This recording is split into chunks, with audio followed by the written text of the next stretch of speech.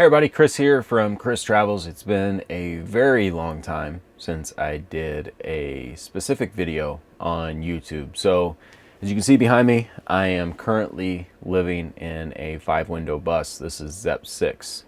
Being that I'll be heading back to Indiana for morel mushroom hunting, hanging out with family, going to a couple conferences, I ended up leaving my 40-foot bus, ZEP 2, in Wichita to get some work done on it, and I'll just be bouncing around in this bus basically for 2 months. It's just a lot easier not having a 40-foot bus with a tow car, trying to find places to park it. One time I drove it back to my aunt's house, parked it in the backyard. The next day, the neighbor had called the mayor's office saying that I was living in the bus in the back and I was actually living in the house, or I was staying in the house at the time. So just to mitigate all that, just have an easier rig to park, move around in, I decided to take this rig back to the Midwest with me. Overall, I wanted to do this video because it is a compare and contrast between my 40-foot raised roof bus with a tow car and this 5-window minibus, because I know a lot of people out there are considering either a minibus or a camper van or a large Skoolie, and just from my experience, I'd like to share what I've learned. So, number one, I have learned that I am not going back to a smaller rig. If I can help it anyways. Who knows what will happen? You never know what will happen. But overall, I really do enjoy having the larger rig. This is nice being able to park in people's backyards or out front and not necessarily draw too much attention. But I do like the larger rig. I don't think I'm going to downsize. And the reason why I mention all that is I do know some people will get a larger rig and they might not like it. They might not like the fact that they can't just pull up to any parking lot. They might not like the fact that it kind of sticks out like a sore thumb when you have a larger school bus. For me personally, I don't think I'll ever downsize again. I like the 40-foot school bus. With all that said, it is nice being able to be a lot more flexible with my parking. As I record this video, I'm actually sitting in a backyard. On the way from Wichita to Wisconsin, being able to pull over in any restaurant parking lot, being able to get into any small space and just zoom around town without having a 40-foot rig with a tow car, that has been nice. You know, again, kind of the beginning of this video, I mentioned some people might downsize because of that. While it is nice, it's not necessarily a deal breaker for me to give up the space and the size of a 40-foot bus. So the third thing that I've learned is having a smaller rig, it's a lot easier to find parts and diagnose the issues. So before I left Arizona this winter, a lot of you may know I always go by AAA bus in Phoenix and have Tony and his crew look over the bus. My thought process with that is preventative maintenance. I basically tell the guys there, if you see anything that might break in the next 4 or 5 years, just go ahead and replace it now. The reason for that is if you have a breakdown, especially with a 40-foot bus, you need to have it towed somewhere. It's very expensive to have it towed, and you're kind of at the mercy of the shops in the location that you broke down. And most likely, the shops that have the best reviews, that have the best work, they're going to be booked out for a long time. So you could find yourself in a very tricky situation. So leaving Phoenix this spring, I spent about $5,000 on preventative maintenance, and I had a small issue. I got it resolved, but it required me parking the bus at a truck stop and having about a 45-minute round trip to find parts, to throw parts at the issue, try and solve it. Luckily, I got on the phone with Tony. He's able to direct me. It was a very simple fix, but it took 3 or 4 times going back from the parts store and test driving the bus, just trying to figure out if the bus was indeed fixed. It was a long process. Took a whole day and a half to get it done and actually comfortable to be ready to travel again. And then by the time I did get it done, it was getting a little bit late. I didn't want to drive at night because I was already getting sleepy. It's just a big ordeal. However, with this 5-window bus, the check engine light came on, and it was as simple as pulling into an O'Reilly's Auto Parts. They scanned the bus. They had all the parts right there. Being that I was able to park in the parking lot, not only did I have the parts immediately available to me, I was able to work on it in the parking lot. And the issue with this, it just happened to be an O2 sensor, and the light ended up going off on itself, like it turned off on itself.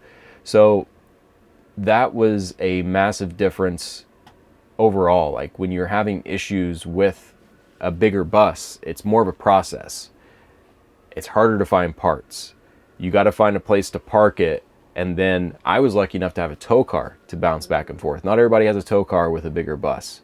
I don't know what I would have done if the actual bus was broken down and I didn't have a tow car to go and grab parts. Where with this, I was able to maneuver around, go to a place, get it scanned, everything's good to go. So the fourth thing that I learned is not having a shower is really not that big of a deal. I am one of those people that likes to shower every day. I know there's tons of people out on the road that don't shower every day, but for me, it's very important. I think I still have some PTSD from traveling around in my first van and not showering for weeks at a time and just being super sticky and gross trying to sleep. I did not enjoy that at all. So every rig I've had since has had a shower.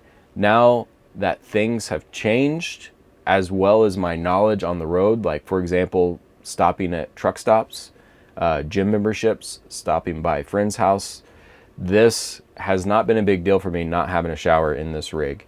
Granted, it has been a little bit more expensive. I think showers are now $15 at truck stops, but you can get their loyalty cards. And if you fill up there all the time, your points accrue, then you're able to get free showers. So there are workarounds, but just the availability of gyms, the availability of truck stop showers, it has not been an issue for me not having a shower in this camper. The fifth thing that I learned, gas mileage isn't that much different. And it's kind of hard to believe, but my 40-foot school bus with a tow car has a Cummins 8.3 Allison 3060 transmission. It gets anywhere from 7 to 8 miles to the gallon average. Where with this minibus with a Chevy 6.0 gas engine, it gets anywhere from 10 to 11 miles to the gallon. And when you compare the weight, the space available for that little bit of a difference in miles per gallon, it's honestly not that much different. And if I had to choose one, I'd obviously, be burning 7 to 8 miles to the gallon for that much space, that much utility, just that much living capacity. And with this little guy, it's not a massive miles per gallon difference. And the sixth and final major difference that I've noticed living and traveling in this mini camper versus Zep 2, my 40-foot school bus, is I actually really enjoy the extra space. So my very first van, Joplin, that I got back in 2009 was a similar setup to where essentially you just have one room as your entire living area. Since then, I've always been able to, like for example, a Zep 1, separate the bedroom from the living area. Granted, it was still a small space, but even that little curtain, just having that dichotomy of space. I've always had different areas that you could hang out in the rig, where with this area here is the kitchen, it's the bathroom, it's the living area, it's also where you sleep.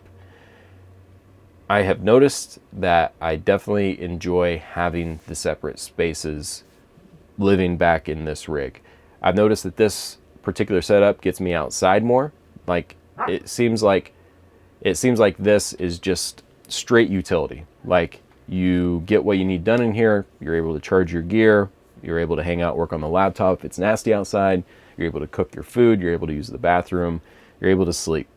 It's more of a way to get you from spot to spot, be able to bounce around from spot to spot.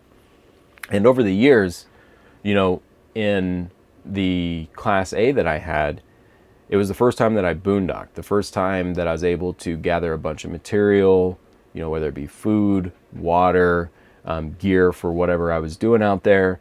And it really changed my perspective of staying in one spot longer.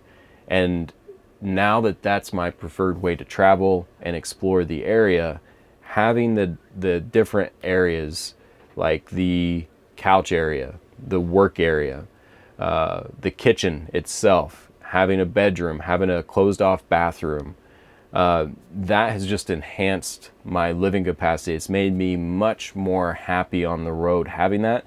And I'm not saying one way is better than the other, but for me personally, and especially coming back to this rig, it's made me appreciate having the dichotomy of space. Like having 3 different work areas where I work on my laptop all the time, having the couch there, so when at the end of the day, after I've been working all day or exploring all day, I can come back, turn the iMac on, watch Netflix, watch Funimation, like just be able to chill and relax, be able to have a separate bedroom space to where at the end of the night, if I just want to sit down, listen to music, read a book, like just being able to move around in that space has been way more important than I ever realized it would be. And I'm super glad that I designed Zep 2 the way I did with the different living spaces, because that's actually paid off in a big way. So as I was transitioning into this rig, as I was thinking about this video, I was considering to myself if I've just become spoiled over the years getting larger and larger rigs. But what I think it really is, what I think it really boils down to, is your rig is a reflection of how you use it as a tool. I recently did a podcast with Lisa from Vacay Vans, and we have a very similar mindset when it comes to this. Our rigs are not a direct reflection of our personalities, a reflection of how we use that rig as a tool to allow us to live the life of freedom we want to live. And as I said before, living off the grid, being in one spot for a long time, especially now that I have a tow car, having a rig that is essentially a mobile condo on wheels, like a true mobile tiny home on wheels that allows you to live comfortably, allow you to work, allow you to relax, allow you to, have a kitchen, bathroom, shower, just have everything in one condensed unit that allows you to travel. That is the reflection of Zep 2 for me. Where this rig, if I tried to do the same thing, I don't know if I would enjoy the road as much, just having this one room setup. However, when I first got on the road, I was just running and gunning, just bouncing around nonstop. The most I stayed in one spot was like 2 days. This rig would be perfect for that. But, as I've matured on the road, as I have, kind of slid into what I want the road to do for me and how I want to live on the road, having the Zep 2 setup, having the space has definitely paid off. So I hope this video has helped you in some way. If you're considering a minibus or a camper van or a 40-foot school bus or a medium-sized school bus, for me, it's all about how that rig's going to reflect in the way that will help you live a life of freedom. So thanks for watching, and we'll catch you soon.